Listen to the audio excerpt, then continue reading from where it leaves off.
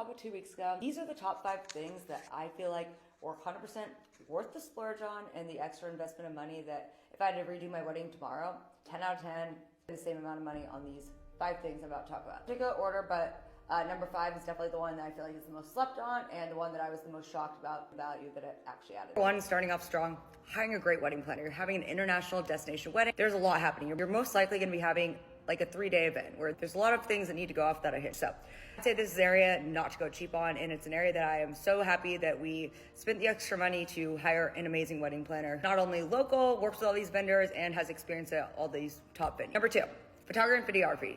At the end of your wedding weekend, this is going to be the only takeaways you have. So the long-term ROI to the roof. Do not cheap out in this area, and if you're someone who is considering not having a videographer, we all know that that's the number one regret of almost all brides for the last probably 6 years. We are in 2024. If you're not getting a videographer, what are you doing? Number 3, and I feel like this one's so important. The wedding venue that literally brings you to tears. The one that you can't imagine getting married at, even if it's more expensive.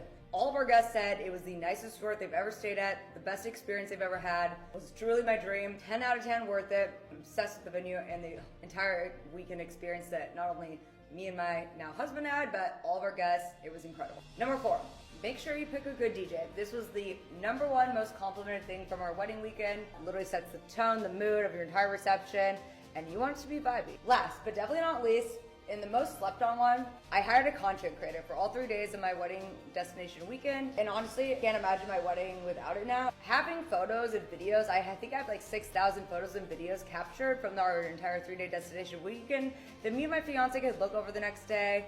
It's so nice to have that photos because I'd be going crazy if I didn't have any photos or videos. I even started a shared album, sending it out to my bridal party, but almost no one is updated. So if you're counting on people adding it to a shared Apple photo album, you're gonna be very disappointed. But having someone who is taking all the content literally with you for 8 hours and then all your other wedding weekend events, 10 out of 10 if you want to have literally everything captured and to look back for the rest of your entire life. This is one of my number 1 recommendations to 2024 and 2025 brides. Get a content creator. You're going to be so happy you did. Again, these are just my top 5 things that I feel added so much value to our wedding. And then if I did my wedding again this weekend, 10 out of 10 would spend the money and splurge on all of these 5 things because it was so worth it. But I feel I learned all my best tips from wedding TikTok. So I just wanted to share what we actually valued in our wedding now that I've been there, done that. And any other former brides, if you have any tips for our current 2024 and 2025 brides, comment below.